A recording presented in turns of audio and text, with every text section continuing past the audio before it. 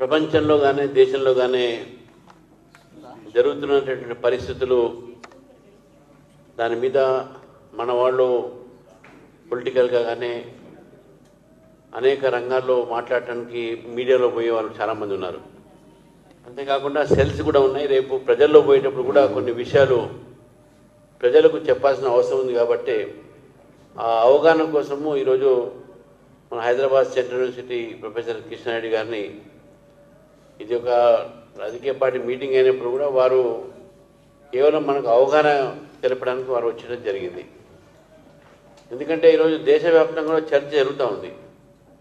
ప్రధానమంత్రి గారు హైదరాబాద్లో బహిరంగ సభ దాంట్లో మాట్లాడిన మాటలు రాజకీయం కన్నా ఎక్కువ సామాజికమైనటువంటి కోణం ఎక్కువ ఉంది, ఆర్థిక కోణం ఎక్కువ ఉంది. దాంట్లో సోషియో ఎకనామిక్ రీజన్స్, దానికి కారణాలు ఏంది అనేది గతంలో మొన్న కూడా నేను ప్రెస్ కాన్ఫరెన్స్ చెప్పడం జరిగింది. ఇప్పుడు విషయాలు ఏదున్నప్పుడు కూడా క్రైసిస్ వచ్చినప్పుడు, దేశంలో ఒక సంక్షోభం వచ్చినప్పుడు ఆ దేశ సంక్షోభాన్ని ఎదుర్కొనేటటువంటి ఒక బాధ్యత ఒక ప్రభుత్వానిదే కాదు ప్రజలది కూడా ఉన్నది అనే విషయాన్ని మనం గుర్తుపెట్టుకోవాలి. ప్రభుత్వాలు నడిచేదే ప్రజల ఒక ఆమోదంతో. కాబట్టి ప్రభుత్వాలు ప్రజల కోసం పనిచేయాలి. కాబట్టి ప్రజలు కూడా ప్రభుత్వాన్ని సహకరించాల్సిన అవసరం కూడా ఉంటుంది.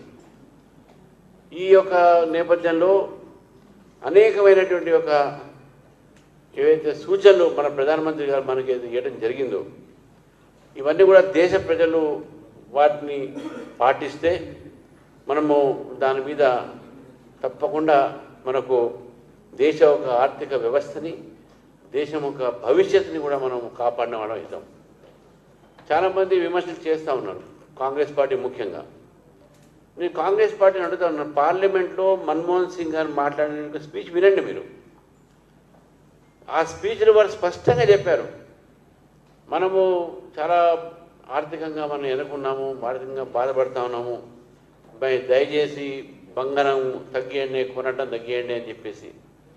ఇందిరాగాంధీ గారు కూడా గెస్ట్ కంట్రోల్ యాక్ట్ పెట్టిందంటే 50 మంది కన్నా ఎక్కువగా మీరు దావత్లు ఇవ్వాలంటే కలెక్టర్తో పర్మిషన్ తీసుకొని మీరు ఇవ్వాలి.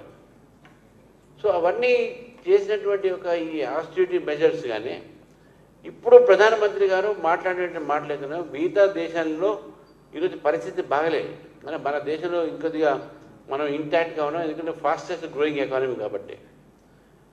ప్రధానమంత్రి గారు ఇచ్చిన సూచనలు ఏవైతే ఉన్నాయో అవన్నీ కూడా పాటించడానికి ముందు వారే పాటిస్తూ ఉన్నారు, మనం కూడా పాటించాలి. మనం పాటించేది మీద వారు కాన్వాయ్లో బండ్లు తగ్గించారు. అంటే బండ్లు తగ్గగానే పెట్రోల్ సేవ్ అవుతుందా? అట్లా కాదు. వారు ఒక ఉదాహరణ ఇచ్చారు, వారి యొక్క ఒక దీనికి ఎగ్జాంపుల్ ఇచ్చారు మనకు. మనం కూడా అట్లా చేస్తే ఎంత మిగులుతుంది ఒకసారి చూడండి. ప్రధానమంత్రి గారు 10 కాలు తగ్గిస్తే ఇక్కడ రేవంత్ రెడ్డి గారు కూడా 2 కాలు తగ్గించుకున్నాడు. మొత్తం దేశంలో మంత్రులందరూ తగ్గించుకున్నారు, ముఖ్యమంత్రులు తగ్గించారు, హోమ్ మినిస్టర్స్ తగ్గించుకున్నారు. కాబట్టి ఎన్ని వాహనాలు ఈరోజు డీజిల్ పెట్రోల్ లేకుండా పోతుంటే ప్రజలు కూడా ఆ ఒక దారిలో వెళ్తే అవసరం ఉన్నప్పుడే మనం దాన్ని వాడాలి, అవసరం ఉన్నప్పుడే మనం వాడాలి అనేటటువంటి ఒక ఈ యొక్క ఏదైతే ఆలోచన ఉందో మనందరికి రావాలి.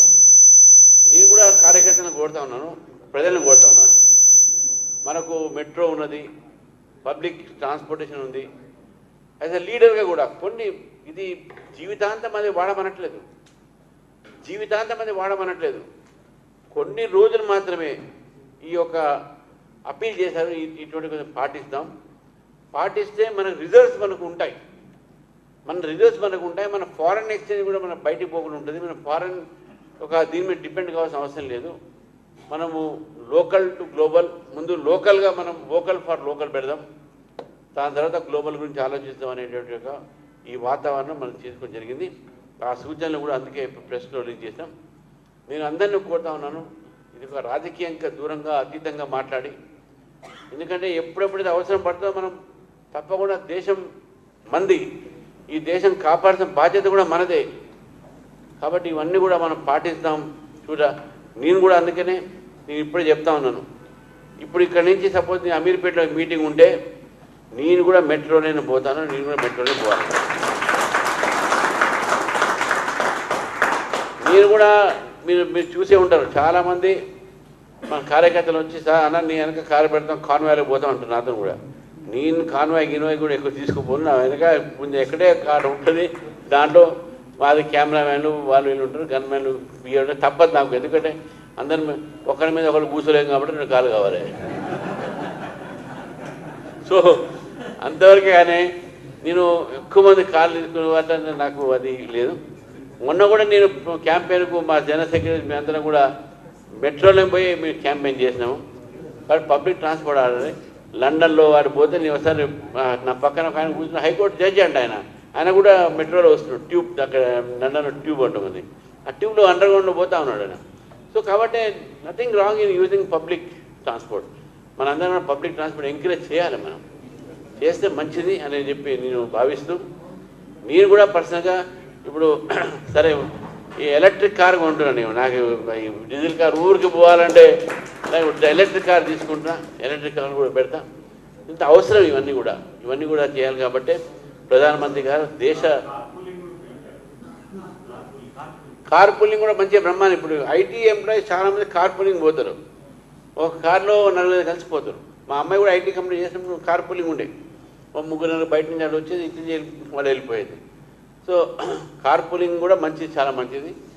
దయచేసి అందరం కూడా మనం ఒక పాటించాలని చెప్పి పాటిస్తారని చెప్పేసి కూడా మీ అందరికి తెలియజేస్తూ, దేశభక్తి అంటే మన వారు చెప్పారు, మన ప్రాణాలు ఇవ్వటమే కాదు మనం జీవించి కూడా దేశానికి మనం సేవ చేయొచ్చు, సేవ చేయాలి. ఇది ఒక దేశ సేవగా మనం భావించి ప్రధానమంత్రి సూచనలను కూడా పాటిస్తారని చెప్పి నేను తెలంగాణ ప్రజలను కోరుతా ఉన్నాను.